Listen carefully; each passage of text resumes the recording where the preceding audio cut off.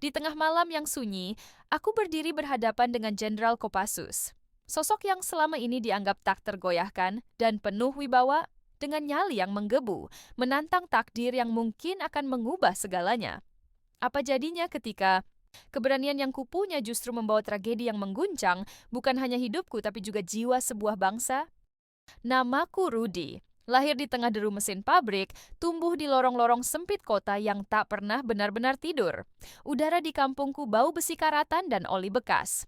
Tapi di sanalah aku belajar tentang harga diri, tentang bagaimana menjadi lelaki tanpa harus memakai seragam militer atau berdiri di atas podium kekuasaan. Sejak kecil, aku tahu bahwa hidup ini tidak adil. Orang-orang sepertiku yang makan nasi dari beras raskin dan tidur dengan suara motor malam tidak punya tempat dalam tatanan mereka yang berdasi. Mereka menyebut kami rakyat kecil. Tapi buatku, itu hanya cara halus untuk menyebut kami sebagai beban. Dulu aku diam. Sekarang tidak lagi. Hari itu, langit mendung, seolah ikut menahan napas bersama kami. Puluhan, mungkin ratusan orang berbaris di belakangku. Kami mengenakan jaket loreng ormas, penuh tambalan dan lambang-lambang yang sering dipandang sinis oleh orang kota. Tapi di balik itu semua ada tekad, ada kemarahan, ada luka yang menuntut untuk disuarakan. Jangan takut, seruku dengan pengeras suara. Kita bukan penjahat, kita hanya rakyat yang muak. Orang-orang bersorak, tapi aku tahu mereka juga gelisah. Bukan karena takut pada polisi, bukan karena takut pada militer, tapi karena takut harapan mereka hanya akan jadi abu lagi. Kami berdiri di depan gerbang kantor wali kota. Di dalam sana, para pejabat duduk di ruangan ber-AC, mengabaikan suara kami. Padahal suara kami bukan sekadar tuntutan. Itu jeritan perut lapar, harga-harga yang melambung, intimidasi yang datang dari orang-orang berseragam. Seorang pria parubaya mendekatiku, wajahnya kusut oleh waktu. "Rudy," katanya pelan, "apa kita nggak salah? Kita benar-benar mau lawan mereka." Aku menatap matanya, mata yang pernah dipukul waktu, dihina oleh sistem, tapi belum mati. Kalau bukan sekarang, kapan lagi? Kalau bukan kita, siapa? Dia menunduk. Tak menjawab, tapi tetap berdiri di baris depan.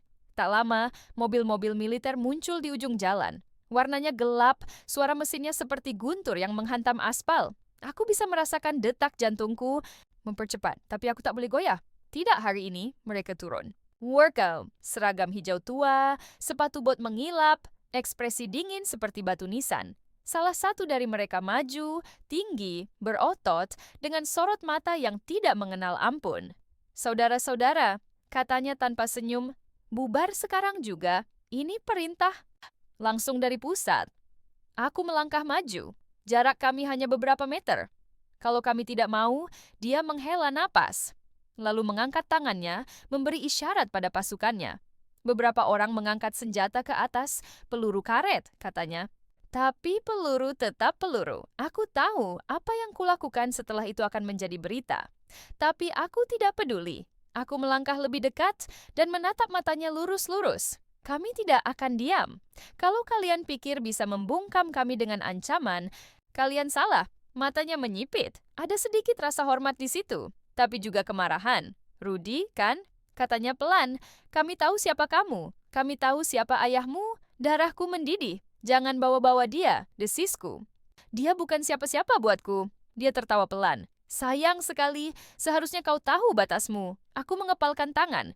"Batas? Sejak kapan rakyat boleh punya batas?" Tiba-tiba keributan pecah di belakang. Salah satu pemuda kami ditarik. Teriakan menggema. Aku menoleh dan saat itulah segalanya jadi kabur. Suara tembakan ke udara, jeritan, orang berlarian, dan aku berlari menuju pemuda itu. Tapi dua tentara menghalangiku. Salah satunya mendorongku jatuh ke aspal. Suara retak di bahuku membuatku menggigit bibir menahan nyeri. Di tengah kekacauan itu, aku bangkit. Tubuhku gemetar, tapi bukan karena takut. Karena marah, karena kecewa. Aku mengambil pengeras suara dan berteriak sekeras-kerasnya. "Kalian mau perang? Aku siap." Semua orang terdiam. Bahkan suara sirene terasa tenggelam dalam keheningan yang menggantung. Aku menatap sang komandan yang masih berdiri di depan. "Aku menantangmu," kataku keras. "Langsung, 1 lawan 1, kau dan aku." Beberapa orang tertawa tak percaya, tapi aku serius. Dan matanya, aku bisa lihat dia mempertimbangkan. "Kau tahu siapa aku?" Tanyanya tenang. Kau Jenderal Kopassus, simbol ketakutan. Tapi buatku, kau hanya manusia. Mulutnya menyeringai. Kau berani mati, anak muda. Aku mendekat satu langkah. Yang kutakuti bukan mati. Yang kutakuti adalah diam. Dia menatapku beberapa detik. Lalu berkata dingin, tantangan diterima. Dan sejak hari ini hidupku tidak pernah sama lagi. Hari itu datang dengan langit yang cerah, seolah alam sendiri ikut merayakan babak baru yang tengah kami mulai. Aku berdiri di depan ribuan orang yang berkumpul di lapangan kota, wajah-wajah penuh harap dan penasaran menatap ke arah panggung yang kami siapkan untuk dialog perdamaian.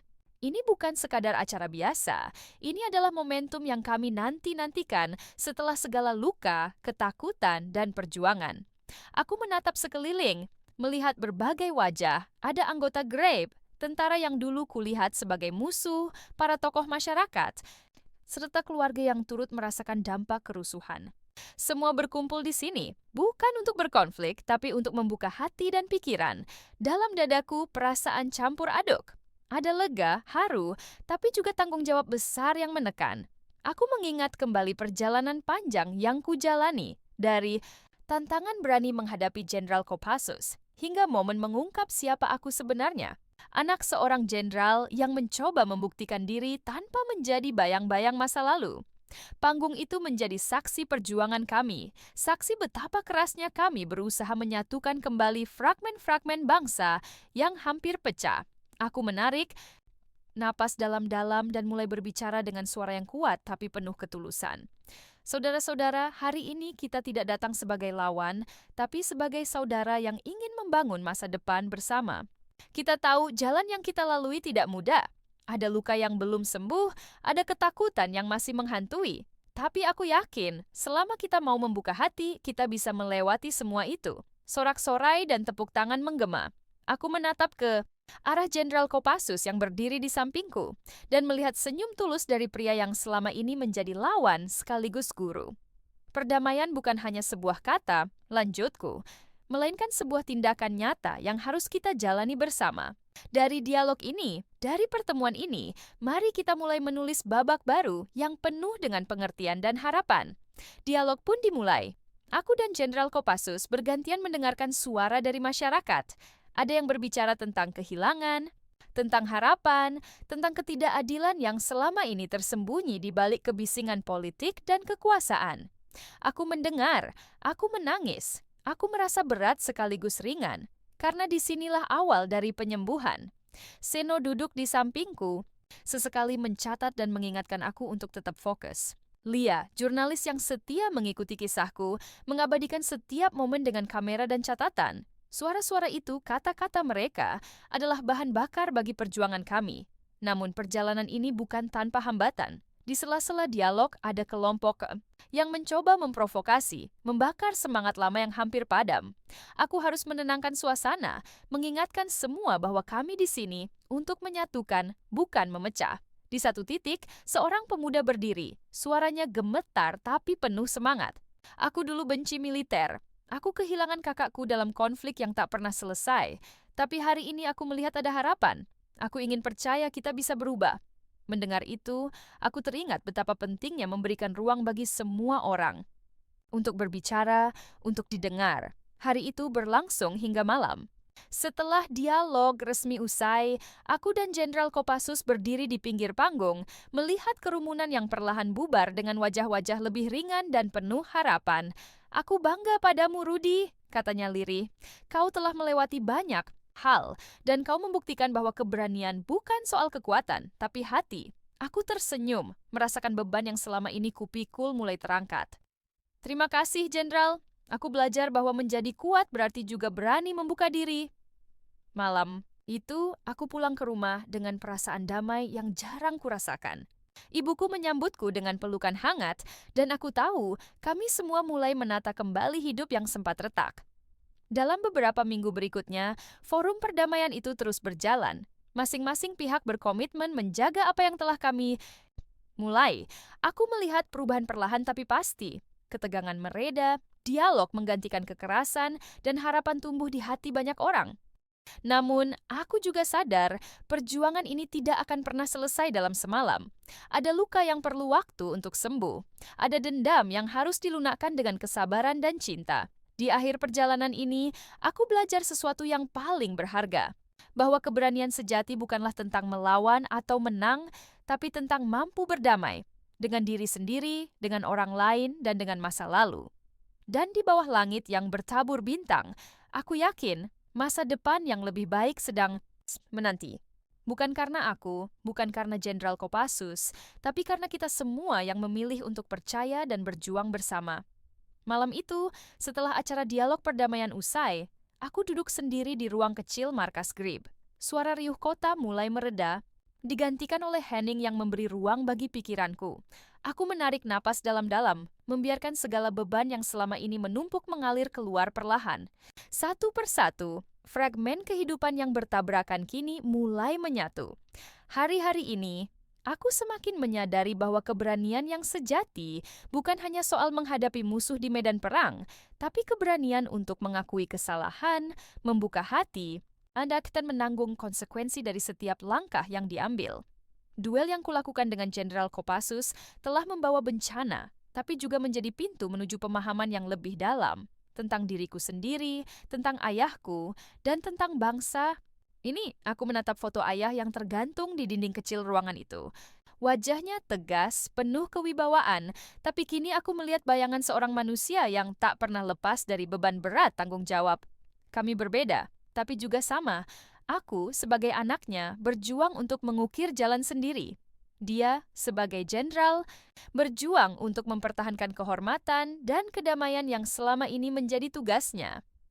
Sore itu, aku menerima pesan dari ayah, sebuah undangan untuk bertemu secara pribadi di sebuah taman kota yang dulu sering kami kunjungi saat aku masih kecil.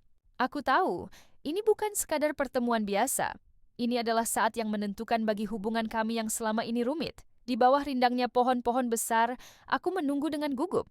Ketika dia datang, wajahnya terlihat lelah tapi tenang. Kami duduk bersebelahan di bangku taman, membiarkan angin sore menghapus sisa ketegangan. "Aku bangga padamu, Rudy," katanya pelan. "Bukan karena duel yang kau menangkan, tapi karena keberanianmu memilih jalan yang berbeda. Jalan yang penuh risiko, tapi juga penuh harapan." Aku tersenyum, hati hangat. "Terima kasih, Ayah.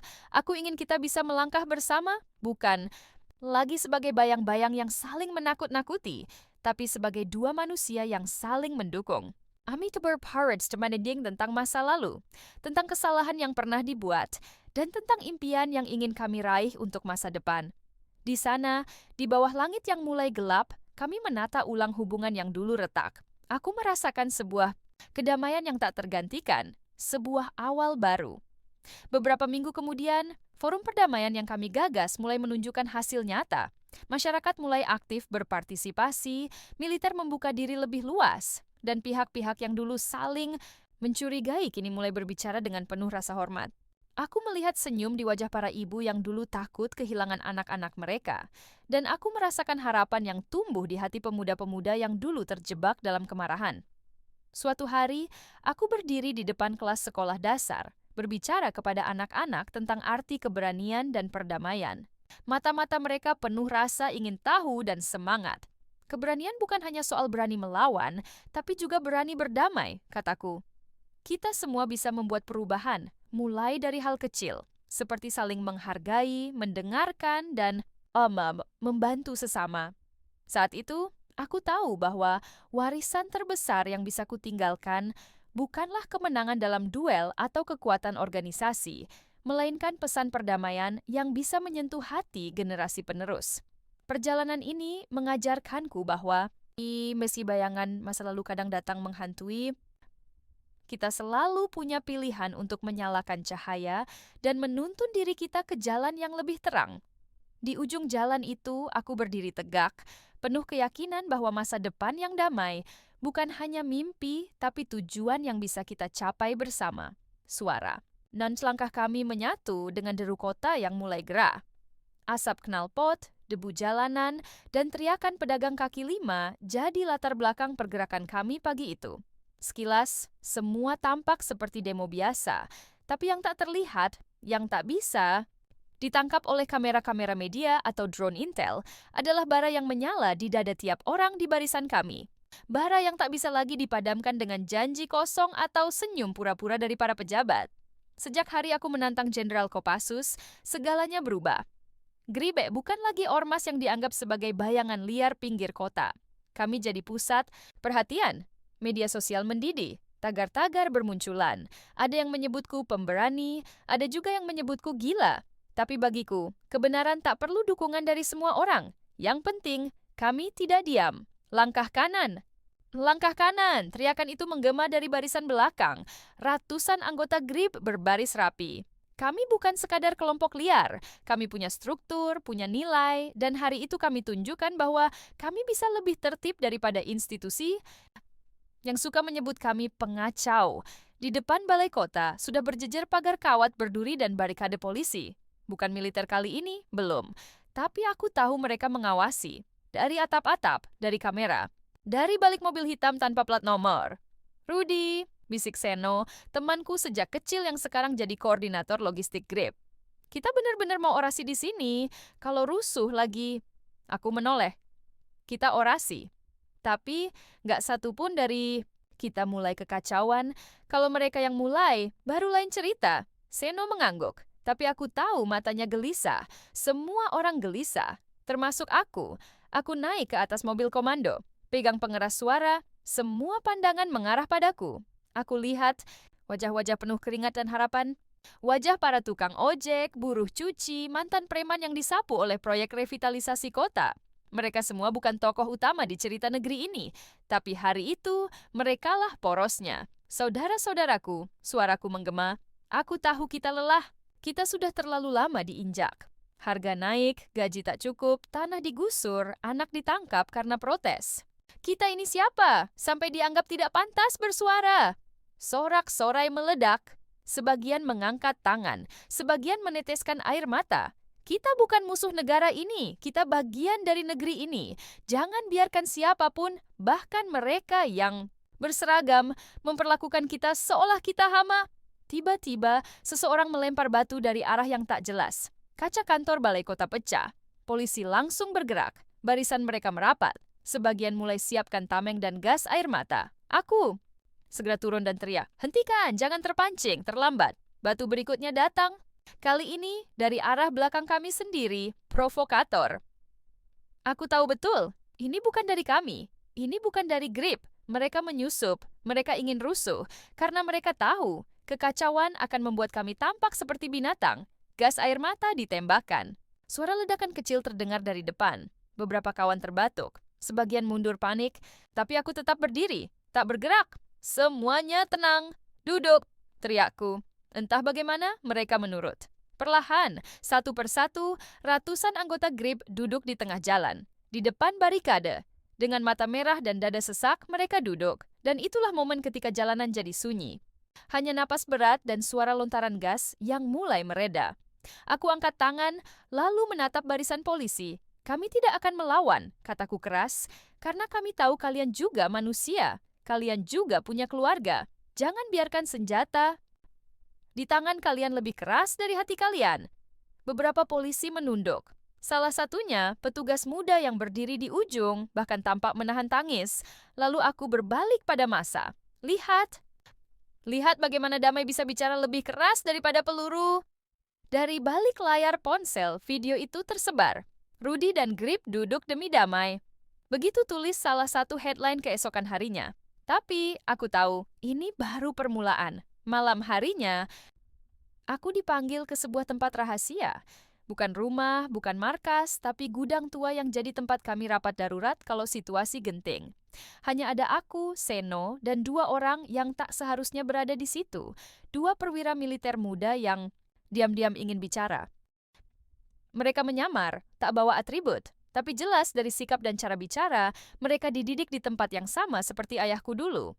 Kami datang bukan mewakili institusi, kata yang lebih tinggi, perwira bernama Arya, tapi kami ingin tahu, kenapa kau menantang jenderal? Aku tersenyum tipis. Bukan sekadar untuk GRIB, tapi untuk rakyat yang kalian lindungi hanya dari atas. Dia tidak akan mudah menyerah. Timpal yang satu lagi.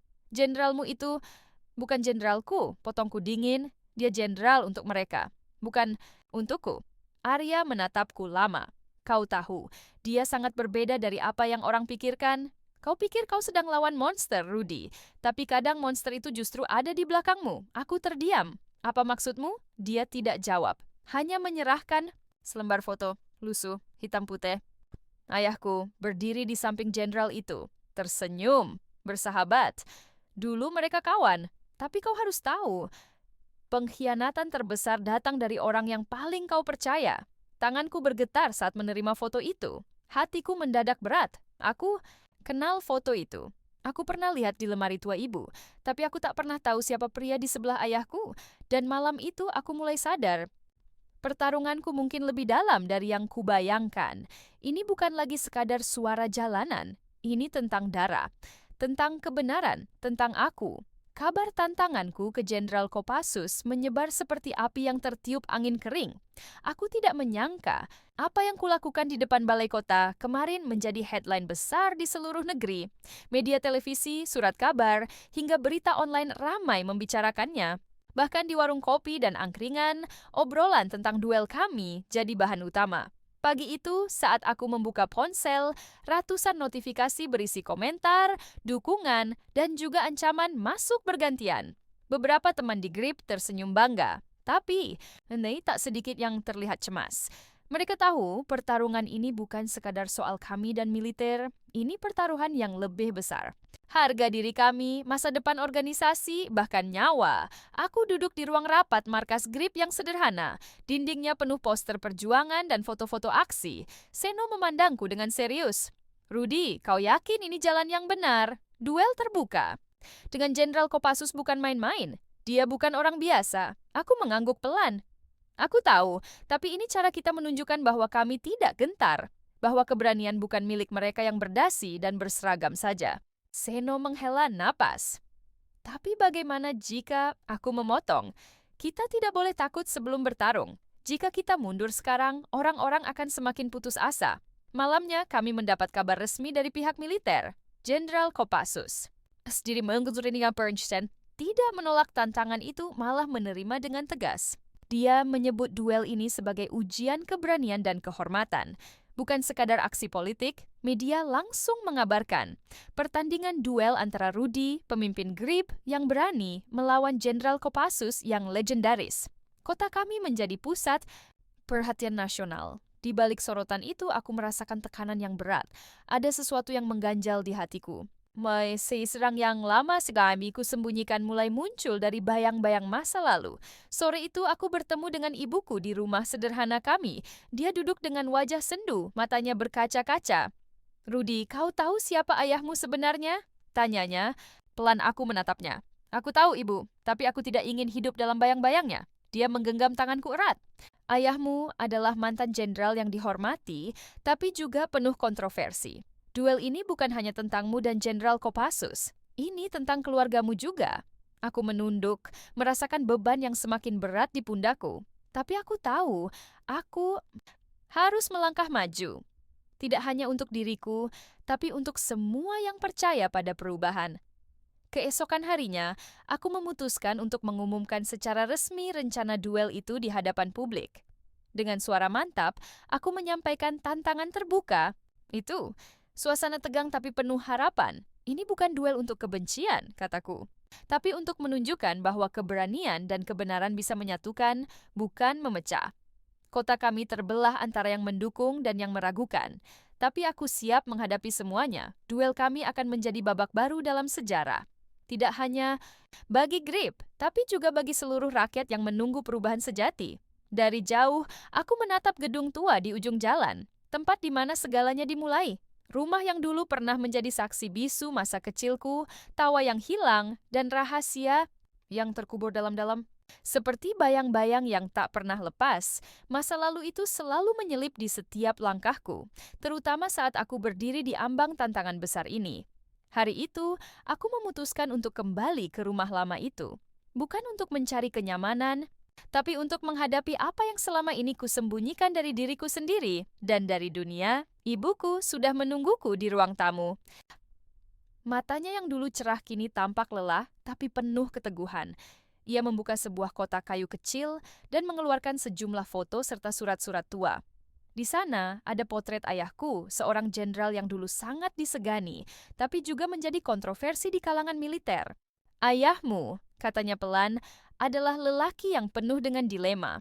Dia bukan pahlawan sempurna yang kau bayangkan, tapi dia juga bukan monster yang orang lain ceritakan. Aku mengamati foto itu dengan mata berkaca-kaca. Wajah ayahku tampak tegas, tapi ada kesedihan tersembunyi di balik tatapan matanya. "Kenapa kau menyembunyikan semua ini dariku?" Tanyaku dengan suara bergetar. Ibuku menarik napas dalam-dalam. "Aku ingin kau menjadi dirimu sendiri, tanpa beban masa lalu. Tapi sekarang, saat kau menantang Jenderal Kopassus, kau harus tahu kebenaran. Ayahmu dan jenderal itu pernah bersahabat, tetapi persahabatan itu runtuh karena intrik dan pengkhianatan. Aku menunduk, merasakan darahku berdesir. Segala keraguan dan kemarahan bercampur menjadi satu. Perjuanganku bukan hanya tentang keberanian atau kehormatan organisasi, tapi juga tentang membuktikan siapa aku sebenarnya, terlepas dari bayang-bayang ayah. Malam itu, aku duduk di meja kerja, menatap wajahku di cermin. Apakah aku siap menghadapi masa lalu demi masa depan? Apakah aku mampu memisahkan diriku dari sosok yang selama ini menjadi bebanku? Satu hal yang pasti, aku tak akan mundur. Udara pagi menyapa dengan dingin yang menusuk tulang. Tetapi di dalam dadaku, api yang membara tak pernah padam. Aku berjalan menyusuri ganggang sempit kota, tempat yang dulu kulupakan, tapi kini menjadi saksi bisu perjuanganku. Setiap langkah membawa beban sekaligus harapan. Duel itu semakin dekat. Setiap detik yang berlalu menambah tekanan yang terasa. Pinch cheese paradis kudeng dia pemandaku. Di markas grip, suasana mulai berubah. Dari kelompok yang penuh semangat, kini muncul kegelisahan yang sulit disembunyikan. Anggota saling bertukar pandang, beberapa mencoba menyembunyikan rasa takut, yang lain mencoba memancarkan keyakinan demi menjaga semangat kami tetap hidup. Seno mendekatiku dengan wajah serius. "Rudy, kita harus bicara." Aku mengangguk, mengikutinya. Ke ruangan kecil di belakang. Ia menutup pintu rapat-rapat. "Ada kabar dari intel militer. Mereka tahu lokasi latihan kita. Bisa jadi mereka akan mencoba mengganggu." Aku menghela napas. Ancaman tak pernah berhenti, tapi ini berbeda. Ini bukan sekadar ancaman dari law. Ini perang pikiran yang mulai memengaruhi kita semua. "Apakah kau takut, Seno?" Tanyaku lirih. Dia tersenyum pahit. "Bukan takut, tapi khawatir. Untukmu, untuk kami semua." Aku menatapnya lama. Aku sendiri juga punya rasa takut yang sama. Takut gagal. Takut mengecewakan mereka yang percaya padaku. Tapi aku tahu, mundur bukan pilihan. Hari-hari berikutnya diisi dengan persiapan intensif. Latihan fisik, strategi, hingga mental kami diasah tanpa henti. Aku belajar mengendalikan emosiku, walau sulit menyingkirkan bayang-bayang ayah yang selalu menghantui. Di tengah kesibukan itu, aku bertemu dengan seseorang yang tak kusangka akan hadir. Lia, seorang jurnalis muda yang ingin menggali kisahku lebih dalam. Dia datang bukan untuk mencari sensasi, tapi untuk memahami. Dalam sebuah wawancara di sudut kafe kecil, aku membuka sebagian ceritaku tentang masa lalu, tentang perjuangan, dan tentang harapan yang kupunya. "Kau yakin duel ini?" Jawabannya, tanyanya dengan mata penuh keingintahuan. Aku menarik napas panjang. Aku tidak yakin apapun benar atau salah, tapi aku tahu diam bukan pilihan. Wawancara itu tersebar cepat, membuat kisahku jadi lebih manusiawi. Bukan lagi sekadar berita headline, tapi cerita seorang lelaki yang berjuang demi sesuatu yang lebih besar dari dirinya sendiri. Namun, di balik itu semua, tekanan semakin berat. Aku mulai merasakan ada mata-mata di sekitar kami. Setiap langkah dipantau, setiap gerak-gerik dicatat. Satu malam, aku mendapat pesan anonim di ponsel. "Hentikan duel ini, atau kau akan menyesal seumur hidup." Aku menatap layar ponsel dengan tangan bergetar. Pesan itu bukan sekadar ancaman kosong. Itu peringatan dari dunia yang tak bisa kupahami sepenuhnya. Namun, aku berdiri tegak. Jika harus memilih antara takut dan berani, aku pilih berani. Malam itu, aku duduk termenung, menatap langit gelap. Di sana, bintang-bintang tampak kecil tapi tetap bersinar. Aku tahu, pertarungan sesungguhnya belum dimulai, dan aku harus siap menghadapi apapun yang menanti. Langit sore kelabu seolah ikut menanggung beban yang kami rasakan. Debur angin membawa aroma keringat dan ketegangan. Hari yang telah lama kami nantikan akhirnya tiba.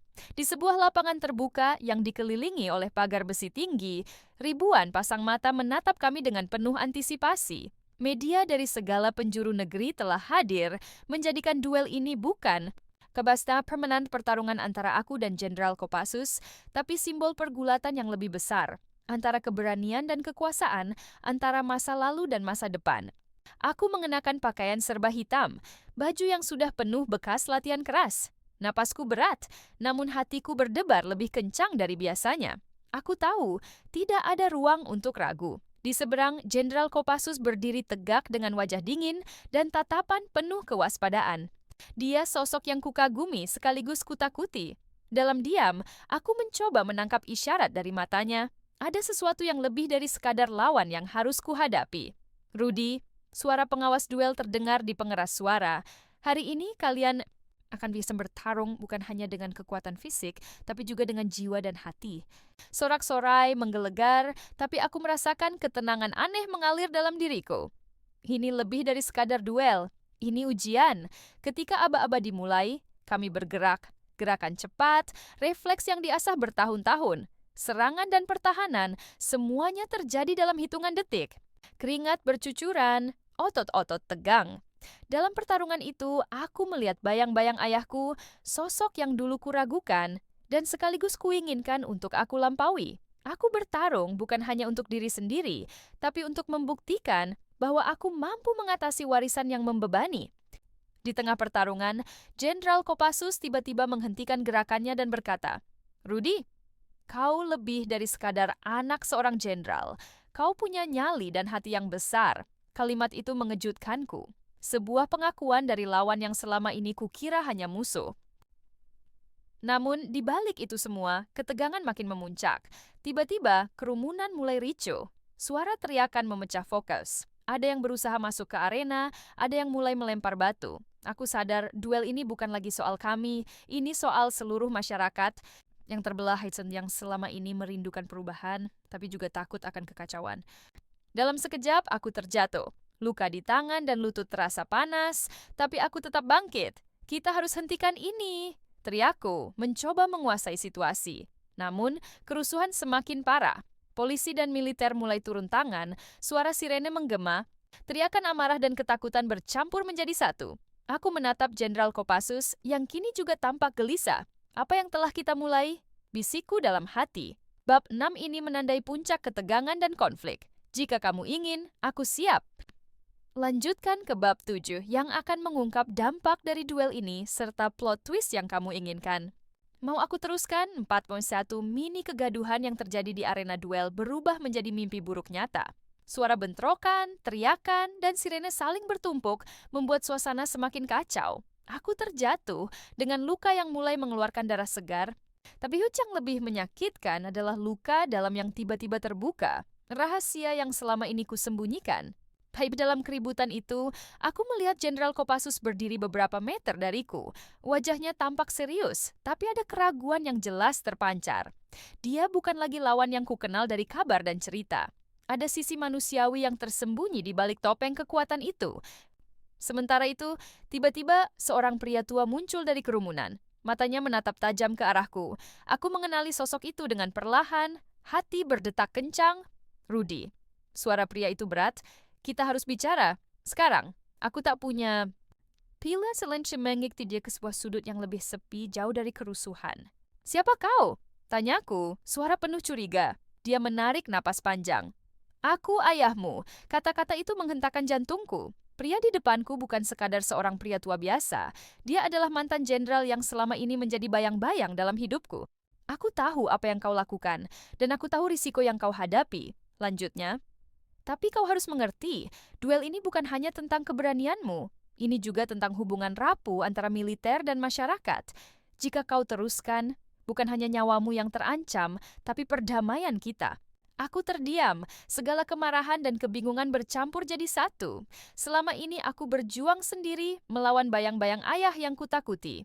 Tapi sekarang, dia hadir di hadapanku, membawa kebenaran yang sulit diterima. Ayah, aku ingin membuktikan bahwa aku lebih dari sekadar anak seorang jenderal. Aku ingin membuktikan bahwa aku bisa mengubah segalanya. Suaraku bergetar. Dia mengangguk pelan. Itu yang kubanggakan darimu, Rudy. Tapi ingat, keberanian bukan hanya tentang berani bertarung, tapi juga berani berdamai. Kembali ke arena, kerusuhan makin meluas. Polisi dan militer semakin sulit mengendalikan massa. Aku tahu, jika ini terus berlanjut, akan banyak korban yang jatuh. Dengan suara serak, aku mengangkat tangan, berusaha menarik perhatian semua yang hadir. Hentikan pertikaian ini, teriakku. Aku tahu banyak dari kalian yang terluka dan marah, tapi kekerasan bukan jawabannya. Jenderal Kopassus mendekatiku, dan untuk pertama kalinya kami berdiri berdampingan di tengah kerusuhan yang mengguncang. Kita harus bicara, bukan bertarung, ucapnya tegas. Momen itu menjadi titik balik yang tak pernah kubayangkan. Pertarungan yang kupikir akan berakhir dengan kemenangan atau kekalahan, berubah menjadi panggilan untuk perdamaian dan pemahaman. Kerusuhan yang menggelegak perlahan mulai mereda. Teriakan berganti dengan bisik-bisik penuh kecemasan dan harapan. Aku dan Jenderal Kopassus berdiri berdampingan di tengah kerumunan yang masih bingung, tapi kini mulai menyadari bahwa pertarungan fisik bukan jalan keluar. Di bawah sorotan lampu sorot media dan sorak-sorai massa, kami duduk bersama di sebuah meja sederhana yang disiapkan di pinggir arena. Kamera-kamera mengarah ke kami, merekam momen yang tak pernah terbayangkan oleh siapapun. Jenderal Kopassus menatapku dengan tatapan yang kini lebih lembut dan penuh pengertian. Rudy, aku tahu betapa berat beban yang kau pikul. Tidak mudah menjadi anak seorang jenderal, apalagi ketika kau harus menorehkan namamu sendiri. Aku mengangguk, berusaha menahan emosi yang membuncah. Aku ingin membuktikan sesuatu bukan hanya kepada dunia, tapi juga kepada diriku sendiri, bahwa aku bisa berbeda dan membawa perubahan. Dia tersenyum kecil. Itulah alasan mengapa kita harus berdialog, bukan bertarung. Perbedaan tidak harus jadi alasan perpecahan. Percakapan kami berlanjut, membuka banyak sisi yang selama ini tersembunyi. Aku menceritakan tentang perjuangan di GRIP, harapan kami untuk perubahan, dan rasa sakit yang kami rasakan akibat ketidakadilan. Jenderal Kopassus pun berbagi pengalamannya tentang disiplin militer, tanggung jawab besar yang dipikulnya, dan rasa frustrasi melihat jarak antara militer dan masyarakat. Momen itu bukan sekadar pembicaraan antara dua orang, tapi simbol harapan baru yang meresap ke hati banyak yang hadir. Sementara itu, aku tahu luka di tanganku masih menganga, tapi kini terasa ringan dibanding beban yang mulai kulepaskan. Ibuku berdiri di kerumunan, matanya penuh haru. Dia tahu aku. Akhirnya menemukan keberanian sejati, bukan hanya di medan pertempuran, tapi dalam hati dan pikiran. Ketika malam semakin larut, kami menyusun rencana untuk mengadakan dialog terbuka antara GRIP, militer, dan masyarakat. Kami sepakat bahwa perdamaian dan perubahan hanya mungkin jika semua pihak mau duduk bersama dan mendengarkan. Langkah pertama itu adalah mengakhiri kekerasan yang sudah terlalu lama menyiksa negeri ini. Aku berdiri, menatap langit malam yang gelap, tapi penuh bintang. Untuk pertama kalinya sejak lama, aku merasakan harapan yang nyata. Bab 8 ini mengangkat klimaks emosional dan menyiapkan pembukaan untuk resolusi dan penutup cerita. Kalau kamu ingin, aku bisa lanjut bab 9. Kota yang sempat bergolak kini mulai mereda. Suasana pagi membawa keheningan yang penuh arti, seolah-olah dunia sedang menarik napas setelah badai. Aku duduk di meja kayu tua di ruang rapat markas GRIP, memandangi tumpukan catatan dan rencana yang kami susun sejak semalam. Percakapan dengan Jenderal Kopassus di malam itu masih terngiang di kepala. Momen yang selama ini kuanggap mustahil, sebuah dialog antara dua kubu yang bertentangan, akhirnya menjadi kenyataan. Namun, aku tahu ini baru permulaan. Luka fisikku yang masih menganga adalah gambaran kecil dari luka besar yang harus disembuhkan oleh masyarakat dan bangsa ini. Mencari titik temu bukanlah perjalanan mudah. Ada begitu banyak fragmen yang harus kutata ulang. Harapan, ketakutan, dendam, dan keinginan untuk berubah. Aku teringat pada kata-kata ayah yang dulu hanya kudengar sekilas. Keberanian terbesar adalah ketika kau mampu meletakkan senjatamu dan membuka hati. Sekarang aku mulai mengerti maksudnya. Pagi itu, aku mengadakan pertemuan penting dengan pengurus GRIP dan beberapa tokoh masyarakat. Kami duduk bersama, mencoba menembus kebisingan emosi yang selama ini menghalangi komunikasi. Ini saatnya kita membangun jembatan, kataku membuka pembicaraan dengan suara tegas tapi penuh harap. Duel kemarin bukan akhir, tapi awal dari perubahan. Kita harus belajar mendengar, bukan sekadar berbicara. Seno mengangguk setuju. Kita harus buktikan bahwa keberanian bukan hanya di medan tempur, tapi juga di meja perundingan. Para anggota tampak tersentuh, tapi ada juga yang masih menyimpan keraguan. Aku paham betul itu. Kepercayaan yang terkikis sulit dibangun dalam waktu singkat. Di tengah pertemuan Lia, jurnalis yang sering mengikutiku mengajukan pertanyaan yang mengena. Bagaimana kalian akan memastikan dialog ini tidak hanya menjadi retorika kosong? Bagaimana jika militer dan masyarakat tetap saling curiga? Aku menarik napas panjang. Itu benar, tantangan terbesar adalah membuktikan komitmen. Kami berencana mengadakan forum terbuka di mana semua suara, termasuk yang selama ini terpinggirkan, bisa didengar. Dan kami juga mengajak militer untuk ikut serta dalam dialog itu. Semua orang terdiam, mencerna ide itu. Aku tahu itu adalah langkah berani yang bisa mengubah dinamika yang sudah lama terjebak dalam kebekuan. Hari-hari berikutnya diisi dengan persiapan intensif. Aku, bersama pengurus GRIP dan beberapa perwakilan militer, mulai merancang format forum. Kami menetapkan aturan dasar, keterbukaan, rasa hormat, dan kesungguhan untuk mencari solusi bersama. Tentu saja tidak mudah. Ada ketegangan yang sering muncul dalam rapat. Kadang suara-suara lantang yang menginginkan perubahan drastis bertabrakan dengan mereka yang masih percaya pada cara-cara lama. Tapi aku berusaha menjadi penengah, mengingatkan bahwa tujuan kita sama, kedamaian dan keadilan. Sorry, aku menerima telepon dari ayah. Rudy, katanya lembut, aku ingin membantu. Aku tahu banyak orang yang masih menyimpan prasangka terhadapku, tapi aku ingin berkontribusi untuk perdamaian ini. Aku terkejut tapi juga lega. Terima kasih, Ayah. Kehadiranmu sangat berarti. Dia berjanji akan menggunakan jaringan dan pengaruhnya untuk mendukung forum dan meredakan ketegangan di internal militer. Hari-hari itu juga aku habiskan menemui berbagai elemen masyarakat. Dari pedagang kaki lima hingga tokoh adat, dari pemuda yang frustrasi hingga guru yang peduli, aku mendengarkan cerita dan harapan mereka. Banyak yang terluka dan kecewa, tapi ada juga secercah harapan yang tumbuh perlahan. Dialog antar kelompok mulai berjalan dengan lancar. Forum itu menjadi ruang aman bagi mereka yang selama ini hanya bisa berteriak dalam kesunyian. Satu malam, aku duduk sendiri di balkon rumah, menatap bintang. Bayang-bayang masa lalu masih menyusup ke pikiranku, tapi kini aku lebih kuat. Aku tahu, keberanian sejati bukan hanya soal bertarung, tapi juga soal berdamai dengan diri sendiri dan orang lain. Malam itu aku menulis surat untuk anggota GRIP dan masyarakat luas. Sebuah pesan yang kuharap bisa menyatukan semua hati yang terpecah. Kita telah melalui banyak luka dan perpisahan, tapi aku percaya dalam setiap keping yang retak, ada kesempatan untuk menyatukan kembali. Mari kita bangun masa depan yang damai, bukan dengan kekerasan, tapi dengan pengertian dan keberanian untuk berubah. Aku mengakhiri surat itu dengan harapan yang dalam, bahwa perjalanan panjang ini akan berbuah damai, dan bahwa kita semua, terlepas dari latar belakang dan perbedaan, bisa bersatu untuk sebuah bangsa yang lebih baik. Sore berganti malam, lampu-lampu kota mulai menyala, menerangi jalanan yang kini jauh lebih tenang dari sebelumnya. Aku berjalan perlahan di trotoar yang dulu penuh hiruk-pikuk protes dan kekacauan. Namun hari ini, suara-suara itu sudah digantikan oleh tawa anak-anak yang bermain dan obrolan hangat para tetangga. Di kejauhan, aku melihat sebuah taman kecil yang dulu menjadi saksi bisu kerusuhan. Sekarang, taman itu dipenuhi oleh bunga-bunga, dan mulai kita berpikiran sebuah lambang kebangkitan dan harapan baru. Aku melangkah masuk, duduk di bangku kayu yang familiar dan memejamkan mata. Dalam hening itu, aku merasakan damai yang selama ini kucari. Tidak ada lagi dendam yang membebani, tidak ada lagi rasa takut yang menggerogoti hati. Hanya ada keteguhan dan keyakinan bahwa masa depan bisa kita bentuk dengan tangan sendiri.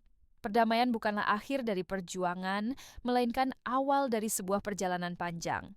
Aku tahu, akan ada tantangan dan cobaan, tapi aku juga yakin dengan keberanian, kebersamaan, dan hati yang terbuka, kita bisa melewatinya. Aku berdiri, menatap bintang-bintang yang mulai muncul di langit malam. Setiap titik cahaya itu seperti janji bahwa selalu ada harapan meski dalam kegelapan paling pekat sekalipun. Dan dengan langkah mantap, aku melangkah maju, siap menyongsong hari esok yang penuh dengan kemungkinan.